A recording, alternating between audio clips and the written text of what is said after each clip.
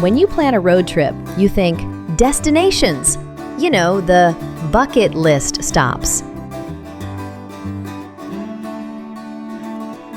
But after traveling over 9,000 miles across the United States, what stood out to us wasn't just where we went, it was the types of places we kept enjoying the most. And this is something about a road trip nobody really talks about. You start noticing patterns you didn't expect.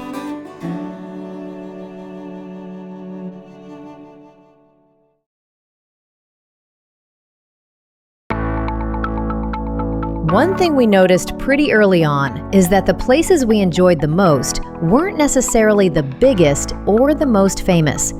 They were the places that naturally slowed everything down. Mackinac Island is a perfect example.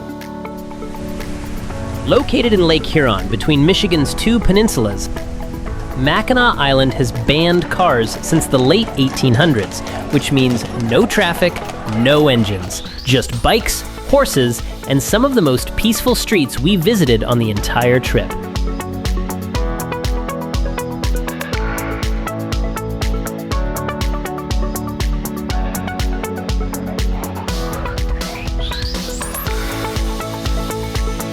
You don't rush, and you don't feel like you're behind schedule.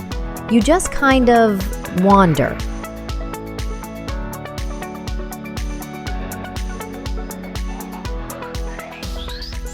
And once we noticed that, we started seeing the same thing in other places too.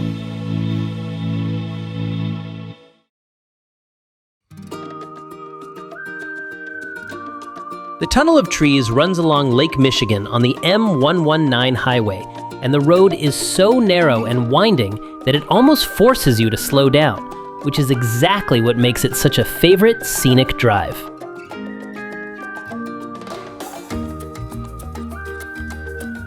Driving the Tunnel of Trees in Michigan wasn't about getting somewhere fast.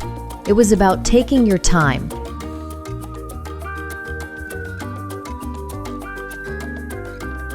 There's a state park in Wisconsin called Copper Falls, and it felt the same way. Waterfalls tucked away, nothing trying to grab your attention. These places didn't tell us to slow down. They made slowing down feel natural.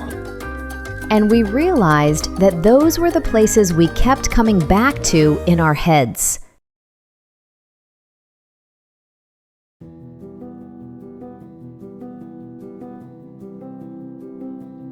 Another pattern we started noticing had to do with how places were built.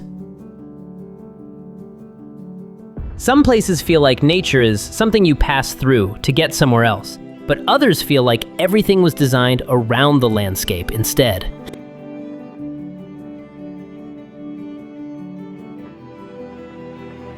Acadia National Park is a really good example of that. Instead of cutting straight roads through the park, most of Acadia follows the natural shape of the coastline and the mountains.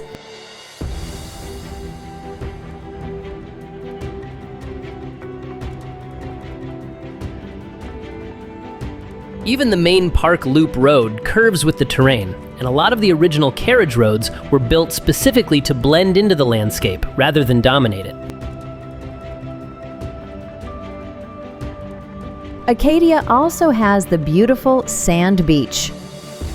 What makes Sand Beach feel different is that it's tucked right between mountains and forest. You're standing on a beach, but it doesn't feel like a typical beach at all. You've got rocky cliffs behind you, trees all around, and the ocean right in front, and nothing feels forced or out of place.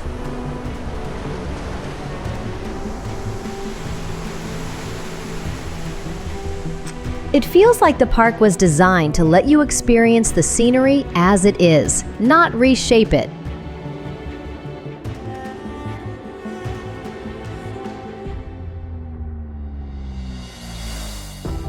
In Virginia, there's a national park called Shenandoah. Shenandoah National Park felt similar, but in a completely different way. Skyline Drive follows the ridgeline, so you're always moving with the mountains, not against them. Even the overlooks feel natural, like you just happen to be in the right place at the right time. And we realize that when places are built this way, everything feels easier. Hiking feels easier. Stopping feels easier. Just being there feels easier.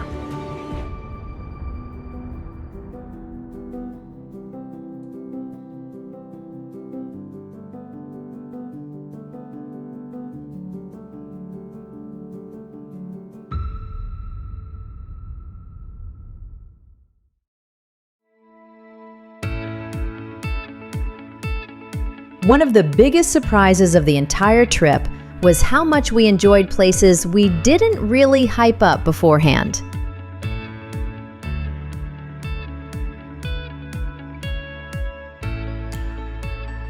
Cuyahoga Valley National Park is a great example. It sits right between Cleveland and Akron, Ohio, which probably explains why a lot of people overlook it. But once you're inside the park, it feels completely separate from the surrounding cities. Old canal paths, former rail lines turned into trails, waterfalls tucked into the forest. Everything is spread out in a way that encourages walking and exploring.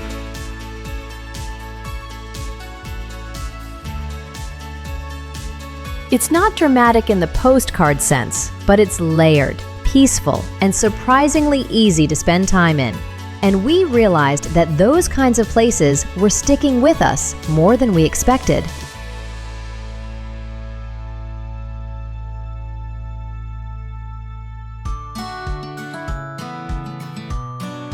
We noticed the same thing in places like the Allegheny Passage.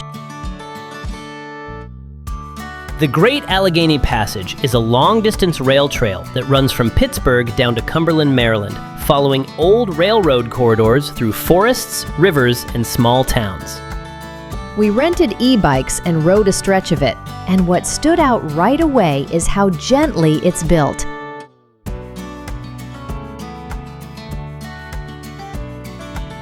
It's the kind of place that's clearly designed for people to spend time on it, not rush through it, which made it one of the most enjoyable rides of the entire trip.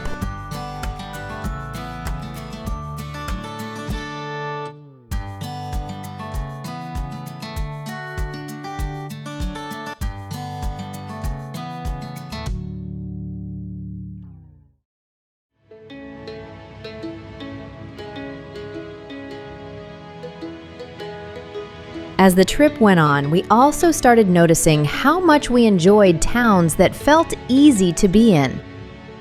Places like Bar Harbor and Kennebunkport in Maine stood out for that reason. They're clearly used to visitors, but they're also places where people actually live. You can park once, walk almost everywhere, grab coffee, browse a few shops, and just see where the day takes you. Nothing feels rushed, and nothing feels overly staged. It all feels pretty natural.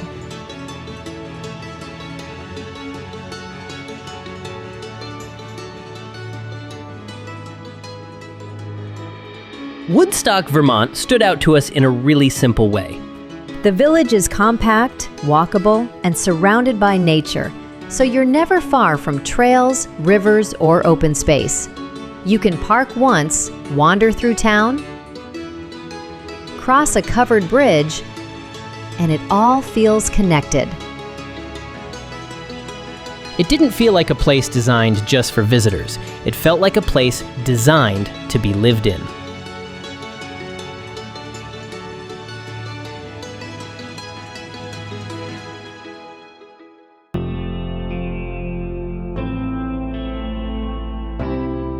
By the end of this trip, we realized something had shifted, not in a dramatic way, just quietly. We weren't chasing the biggest attractions anymore. We were paying attention to how places felt. The places we enjoyed most weren't always the ones people told us we had to see. They were the places that slowed us down, worked with nature, and made it easy to just be there. That's the part of the road trip no one really warns you about. Somewhere along the way, you stop collecting destinations. And you start noticing what actually makes a place enjoyable.